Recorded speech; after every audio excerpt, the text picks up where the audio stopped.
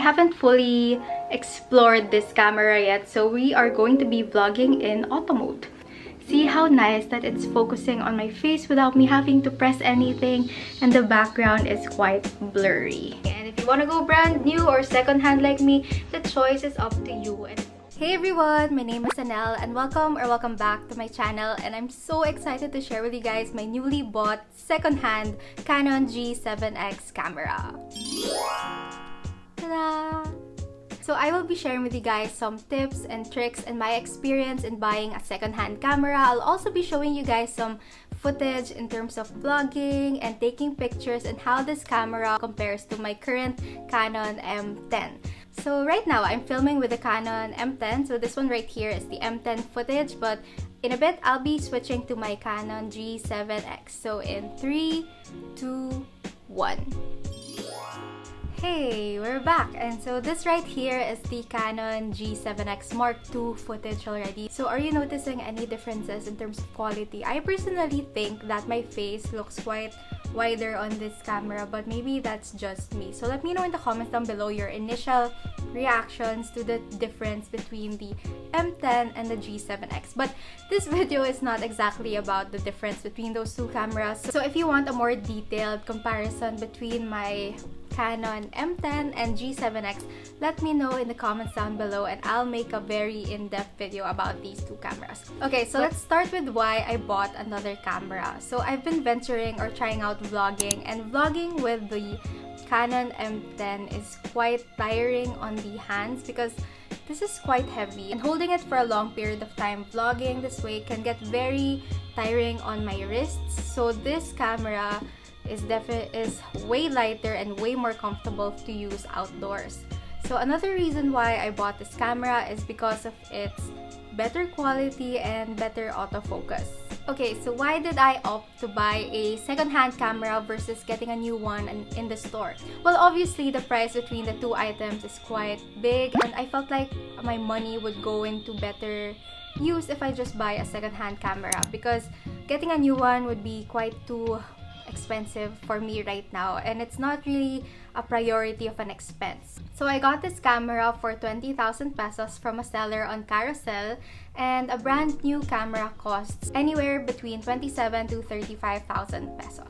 So why did I get the Mark II instead of buying a Mark III? Again, it's because of the price. This is what I could afford and this is within my means. And I also saw some video reviews about the Mark III having issues with the audio and autofocus. So I feel like this is the tried and tested vlogging camera, and I think it's gonna be good for me at this moment. Okay, so if you're also considering getting a second-hand camera, then these are things that you should watch out for.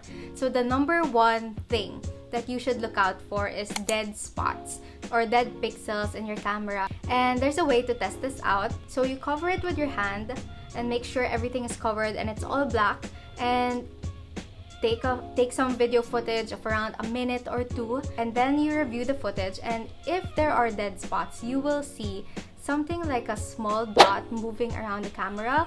My friend Nicole, who also owns a Canon G7X, mentioned this to me, and it's not really that noticeable for viewers, but you as a content creator will definitely notice this while editing your videos, and in the long run, it will be quite annoying to see something like moving around your screen, moving around your video.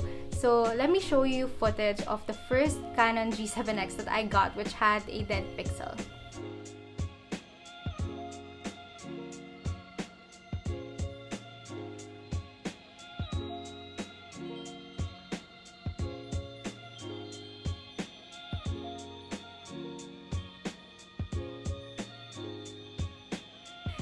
So that's the first camera that I got, and I thought that I was gonna be okay with the dead pixel, but it turns out it's not something that I can live with. So there's a tip for you guys: do not risk getting a camera with a dead pixel, because I ended up selling that first secondhand G7X that I bought mainly because of that.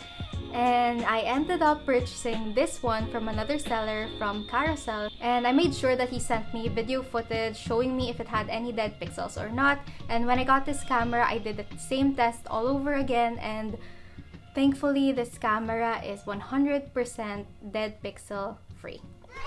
And another thing to test out when you get a second-hand camera is the audio. You have to make sure that it's clear, it's not like cracking or too loud or too soft. It's just the right decibels or frequency. Next, you of course check if the Wi-Fi works, if it connects to a phone, if it's pairing, and you know that's very important to have the Wi-Fi feature on your camera working, because that's how you easily transfer files from one device to another. And of course, another thing to check when buying a camera is the overall look of the camera. Well, it's nice to buy a camera that doesn't have a lot of scratches, especially on the lens area. If you see a scratch on the lens right here, I'd highly suggest that you do not get that camera, because obviously your footage won't be as nice. And the body of the camera, I know that scratches on the body don't really affect the overall performance and quality of your videos, but then again, if you're buying secondhand, it would be nice to have a well-maintained camera. But then again, buying secondhand also means that you're not gonna get 100% brand new quality, so don't be too picky on that as well. Yung scratches na manageable naman. But in my experience, this camera is 100% scratch free. So another thing to test out when buying secondhand is the autofocus. So again, with my first G7X, I had an experience with that wherein the autofocus was so noisy and loud. So whenever I'd move from one side to another, like what I'm doing right now, the camera automatically follows you. But with the first one that I got, it was making a wheezing noise. It was making this mechanical noise that the camera would pick up. So it was very bothersome when I was editing videos. So that camera was not really that good. So those are the things that I researched and checked before buying the secondhand camera. If I missed out on any other details to check when buying a secondhand camera, please let me know in the comments down below. It's actually just my first time buying, so this is like a whole learning experience for me. So let's, share and learn together about this. Okay, so since I mentioned that I got this camera from Carousel, I did not opt to do a meetup because of the situation, and I also checked the Carousel page of the seller, and he had very nice reviews, so I felt naman a bit safe buying from him. So what I did was I asked the seller if I could just deposit 50% first, and then when I get the camera via Lalamove, I'll check it out. If I don't like it, if I find any issues with it, I'll send it back to him and then he'll refund my money. But if I don't find any issues with it and I'm happy with the camera, I'll pay him the other 50%. So the seller sent me 2 valid IDs from his end, and I also sent him 2 valid IDs of mine just for, each other's protection. And overall, when I received the camera, thankfully I had no issues with it. It was very nice, and I just paid him the other 50%, and that was the end of the transaction. So what came with this camera when I bought it? It didn't come with a box because the owner already disposed it, and I don't know, maybe it was bulky in his house, but anyway, it just came with the charger and battery. That's it. And to be honest, it really didn't bother me that it did not have a box, because I don't really have any plans of reselling this camera. And overall, it was a really nice camera, and it really looks brand new. So I felt like it was a good deal anyway, and I was saving money versus buying a brand new one. So basically, that was my experience buying secondhand. So let's move on to the specs and footage of this camera. So I will be taking you guys around the house and vlogging and showing you also pictures of the quality, and just for you guys to appreciate why I really like this camera. So I haven't fully explored this camera yet, so we are going to be vlogging in auto mode. So this is me directly. So this is what it looks like in front of direct sunlight. So my window is right over there, and yeah, let's go closer. There, so see how nice that it's focusing on my face without me having to press anything, and the background is quite blurry. So sorry for the first few clips. I was looking at myself. I should be looking right here. But anyway, let's see the autofocus on this one. Well, that took a while, but now it's going back to my face. So I'll take you around the house. Hold on. Okay, so I will be taking you guys to our den. So our den is like our movie room or hangout room, but it's also my dad's office. So right now there is no light in this room. It's completely dark. So here's a little quick tour of this green room. But I feel like this camera is really picking up light from the window really well, because see? And if I move to a darker spot of the room, like here, see, it quickly adapts to my face and to give me light. So I will show you what this room looks like with light in a bit. In 3, 2... So there, I turned on the lights of this room. The color looks weird, but yeah. Anyway, that's it for me going around this room and vlogging. How's the image stabilization for you guys? What do you think?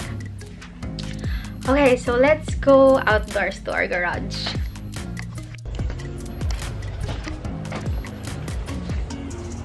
Outdoors, so the light is of course so nice out here. There.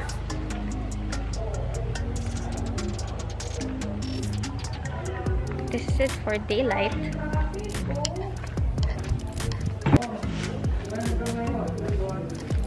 This is day outdoors. So I'm just using the auto settings of this camera. So I think it looks okay naman in terms of stabilization.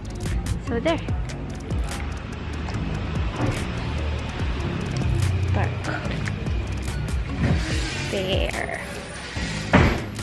Okay, so that's it for some sample footage with this camera. And just like what I said earlier, I'm not forcing anyone to buy this camera. You can always make do with what you have. But when you feel like the time is right and you can afford it already and you want to upgrade, then this camera is something that I feel like is a good investment and is a good choice for vlogging. And if you want to go brand new or secondhand like me, the choice is up to you. And it's always smart to buy what you can afford and to live within your means, okay? Just a reminder. If you want me to compare the Canon G7X to a Canon M10 or an iPhone, this is an iPhone 8, just let me know in the comments down below and I will make it happen for you guys. So yeah, I hope you enjoyed today's video. If you did, please don't forget to give this video a like. And if you haven't yet, please consider subscribing to my channel down below. And I'll see you on my next video. Bye guys!